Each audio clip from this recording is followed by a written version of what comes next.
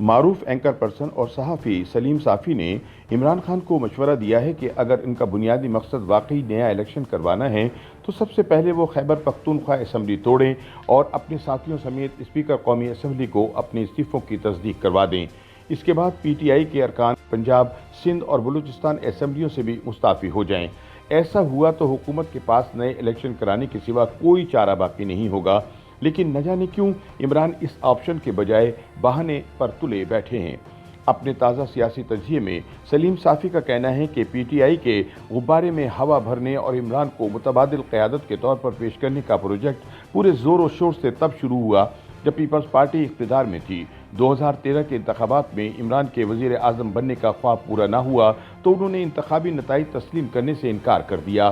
حالانکہ بعد میں عدالتی کمیشن نے اس الیکشن کو مجموعی طور پر شفاف قرار دے دیا تھا۔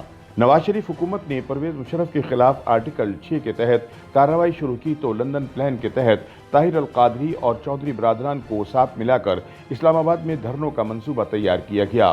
تب عمران نے اعلان کیا تھا کہ انہوں نے وزیر داخلہ چودھری نثار علی سے وعدہ کیا ہے کہ وہ آپ پارا سے آگے نہیں جائیں گے، لیکن ایک دن اچانک وعدہ خلافی کر کے ڈی چوک کی طرف چل پڑے۔ اس عمل میں کئی لوگ زخمی ہوئے، پولیس کو مارا گیا، جیو کے دفتر پر پتھراؤ ہوتا رہا۔ پولیس بے بس اس لیے تھی کہ عمران کو در پردہ اسٹیبلشمنٹ کی پشت پناہی حاصل تھی۔ یہاں عمران نے سول نافرمانی کا اعلان کیا اور بجلی کے بل جلائے، ڈی چوک میں قبریں کھودی گئیں، سپریم کورٹ کی عمارت کی بے حرمتی کی گئی، پارلیمنٹ اور پی ٹی وی پر چڑھائی کی گئی۔ نواز شریف کی حکومت تو ختم نہ ہو سکی، لیکن اسٹیبلشمنٹ کے ساتھ اس کا تناؤ دھرنوں کی وجہ سے مزید بڑھ گیا، کیونکہ نواز شریف کے پاس فائلوں کا انبار پڑا تھا جس میں خفیہ اداروں کی طرف سے دھرنے کی پشت پناہی کے شواہد تھے۔ سلیم صافی بتاتے ہیں کہ ان دھرنوں سے جنم لینے والے تناؤ نے بعد میں ٹکراؤ کی شکل اختیار کی اور ڈان لیکس کے بعد ٹویٹ کے معاملے پر نواز شریف کی رخصتی کا عمل شروع ہوا۔ انہیں پاناما کی آڑ میں رخصت کیا گیا، لیکن جب شاہد خاقان عباسی وزیر اعظم بنے تو شیخ رشید اور عمران کی اخلاقی سپورٹ سے تحریک لبیک کو ان کے خلاف اتارا گیا۔ اس کے بارے میں سپریم کورٹ نے فیصلہ دیا تو جسٹس فائز عیسیٰ اور ان کے اہلیہ کا جینا حرام کروا دیا گیا۔ پھر 2018 کے الیکشن کا مرحلہ آیا۔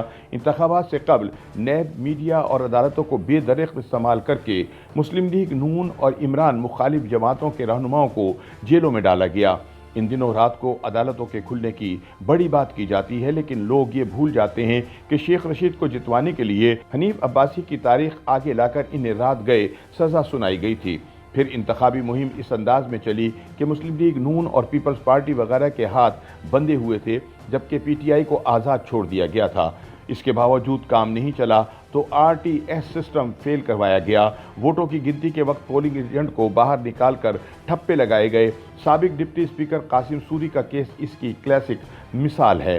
وہ عملاً تیسرے نمبر پر آئے تھے، لیکن الیکشن ٹریبیونل کے فیصلے کے مطابق ان کے حق میں 50,000 سے زائد بوگس ووٹ ڈالے گئے، جس کی خود پی ٹی آئی کی بلوچستان اسمبلی میں پارلیمانی لیڈر بھی گواہی دے چکے ہیں۔ افسوسناک طور پر اس پورے عمل میں فوج اور اس کے اداروں کو بری طرح ملوث کیا گیا۔ صافی بتاتے ہیں کہ مثلاً جب میں نے الیکشن ٹرانسمیشن میں پولنگ ایجنٹوں کو نکالنے کے شواہد پیش کرنے شروع کیے تو آئی ایس پی آر کے دباؤ پر مجھے جیو کی ٹرانسمیشن سے باہر نکال دیا گیا۔ اس کے باوجود پنجاب اور مرکز میں پی ٹی آئی کو واضح اکثریت نہ ملی تو پنجاب اور مرکز میں کئی ممبران کو وفاداری بدلنے پر مجبور کیا گیا۔ اسی طرح ایم کیو ایم کو فوجی اسٹیبلشمنٹ کے دباؤ پر حکومت کے ساتھ بیساکھی کے طور پر بٹھایا گیا۔ ہر کوئی جانتا تھا کہ عمران کی حکومت اسٹیبلشمنٹ کی بیساکھیوں کے سہارے قائم ہے، چنانچہ عمران حکومت کی وجہ سے فوج بدنام ہوتی رہی۔ سلیم صافی کہتے ہیں کہ تب فوج کے وقار کو کافی نقصان پہنچا جب آصف غفور نے میڈیا کو کہا کہ وہ عمران حکومت کے بارے میں منفی رپورٹنگ نہ کرے۔ اس دوران عمران حکومت نے معیشت کا ستیہ ناش کیا، اپوزیشن کو ساتھ چلانے کے بجائے بدترین انتقام سے کام لیا گیا، خارجہ محاذ پر پاکستان کا کوئی دوست نہ چھوڑا گیا۔ چنانچہ اسٹیبلشمنٹ کو یہ احساس ہوا کہ نہ صرف پاکستان کو ناقابل تلافی نقصان پہنچ رہا ہے، بلکہ عمران حکومت کی غیر آئینی سپورٹ سے اس کی ساکھ بھی بری طرح متاثر ہو رہی ہے۔ چنانچہ انہوں نے خود کو آئینی کردار تک محدود کر کے نیوٹرل ہو جانے کا فیصلہ کیا۔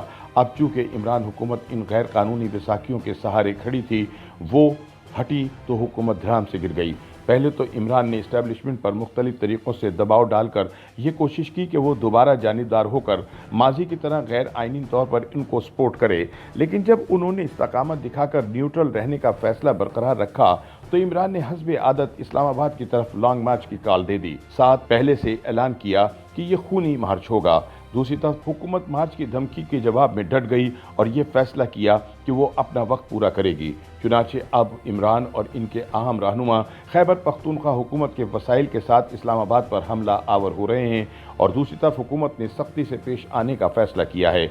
इमरान के यूथ ये साथी पहले से कह चुके हैं कि ये खूनी मार्च होगा, जिसका बड़ा सबूत लाहौर में एक पुलिस कांस्टेबल का बहीमाना कत्ल है।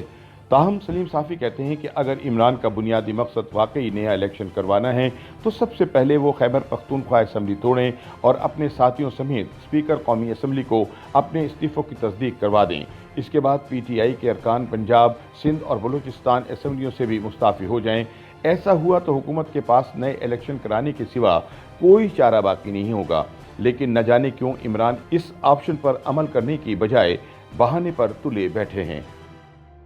YouTube पर गूगली न्यूज देखने के लिए youtube.com की सर्च बार में गूगली न्यूज TV टाइप करें। गूगली न्यूज के पेज पर सुर्ख रंग के सब्सक्रिप्शन वाले बटन पर क्लिक करना ना भूलिए। YouTube पेज पर अपलोड होने वाली वीडियोस से बाखबर रहने के लिए बेल आइकन पर क्लिक कीजिए। आपको हर नई वीडियो के बारे में नोटिफिकेशन मौसूल हो जाएगा।